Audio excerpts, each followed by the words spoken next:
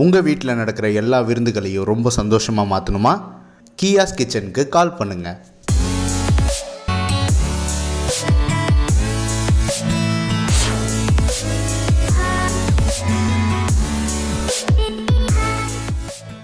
Hi, hello, வணக்கம், welcome to food tasty. நான் உங்கள் ஷெஃப் மால்குடி கவிதா. இன்றைக்கி ஃபுட் டேஸ்டியில் டேஸ்டியான டிஷ் என்ன அப்படின்னு பார்த்தீங்கன்னா, ரொம்பவே ஈஸியாக எனர்ஜியாக கர்ட் ரைஸ் எப்படி பண்ணுறது அப்படின்றது தான் பார்க்க போகிறோம்.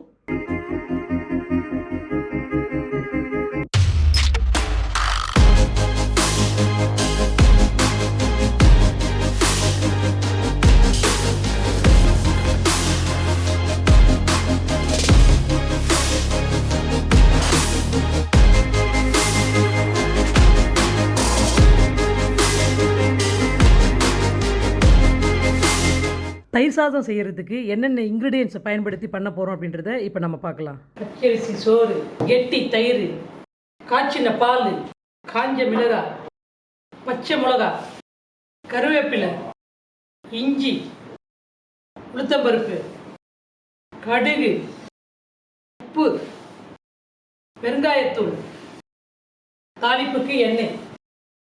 இப்போ நம்ம வந்துட்டு தயிர் சாதம் டெம்பரிங் பண்ணிக்கலாம். அடுப்பை பற்ற வச்சு பேன் வச்சாச்சு. இப்போ நமக்கு தேவையான அளவு எண்ணெய் ஊற்றிக்குவோம்.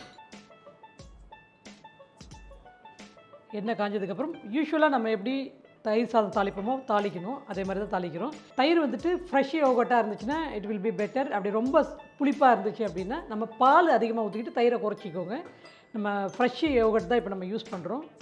அதனால் நமக்கு தாராளமாக தயிரை போட்டுக்கலாம். நீங்கள் பிரசாதம் கோயிலுக்கெலாம் ப்ரிப்பேர் பண்ணி கொடுக்குறீங்கன்னா பால்லே எல்லாமே ப்ரிப்பேர் பண்ணிவிட்டு தயிர் உரம் விடுற மாதிரி உரம் விட்டிங்கன்னா 4 மணி நேரம் கழித்து அவங்க லஞ்சுக்கு சாப்பிடும்போது சரியாக இருக்கும் அந்த இது. ஸோ அதுக்கு தகுந்த மாதிரி நீங்கள் ப்ரிப்பரேஷன், பேட்டர்ன் ஆஃப் ப்ரிப்பரேஷன் நீங்கள் அதுக்கு தகுந்த மாதிரி பண்ணிக்கோங்க.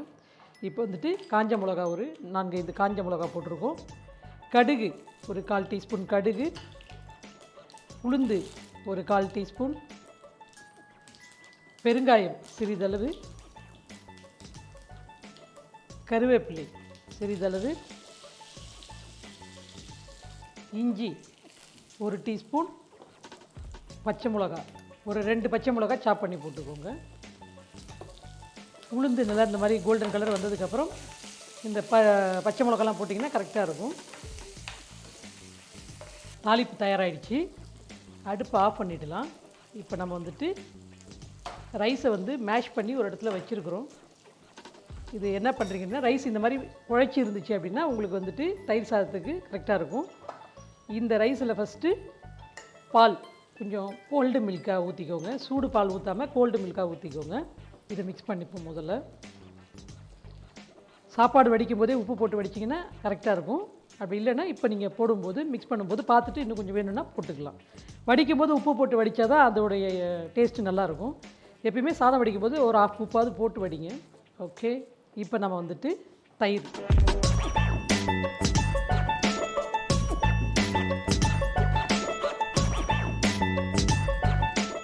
இப்போ நாங்கள் ஹோட்டலில் ப்ரிப்பேர் பண்ணுறோம் அப்படின்னா க்ரீமி கர்ட் ரைஸ் கொடுப்போம். Fresh cream, butter and rice, இது யூஸ்வலாக யூஸ் பண்ணுற யோகட்டு இதெல்லாம் போட்டு ஒரு மாதிரி க்ரீமி கன்சிஸ்டன்சிக்கு பண்ணுவோம். ரிச்சு ஃப்ளேவர் இருக்கும், ரிச்சு டேஸ்ட் இருக்கும். நம்ம இப்போ இந்த பிரசாதம் மாதிரி கொடுக்குறோம் அப்படின்னா அது அவ்வளோ தூரம் அது கொடுக்கணுன்றது அவசியம் கிடையாது. காஸ்டிங் எல்லாம் பார்ப்பாங்க. அண்ட் கோவிலில் பிரசாதன்றது ஒரு நெய்வேத்தியத்துக்காக கொடுக்குற விஷயம் இல்லையா? அதனால் அதுக்கு அவ்வளோ ரிச்னஸ் தேவையில்லைன்றதுனால ரெகுலராக நம்ம தயிர் சாதம் எப்படி தாளிப்போமோ அப்படி தாளிச்சிருக்கோம். இதில் நம்ம பண்ணி வச்சுருக்கிற டெம்பரிங்கை அப்படியே போட்டுக்கலாம். இதையும் போட்டு மிக்ஸ் பண்ணிக்கிட்டோன்னா தயிர் சாதம் தயார்.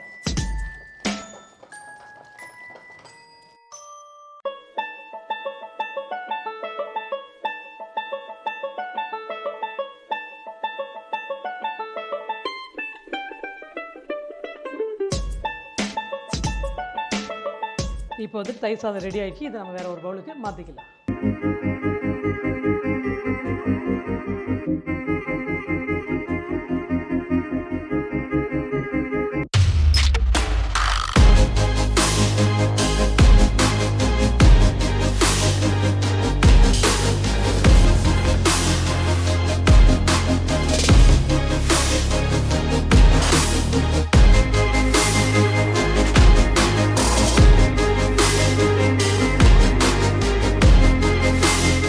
கண்டிப்பாக ட்ரை பண்ணி பாருங்கள், ஃபீட்பேக் சொல்லுங்கள். மறுபடியும் ஃபுட் டேஸ்டியில் டேஸ்டியான டிஷ்ஷோட உங்களை நான் சந்திக்கிறேன். அது வரைக்கும் வணக்கம் கூறி விடைபெறுவது ஷெஃப் மால்குடி கவிதா.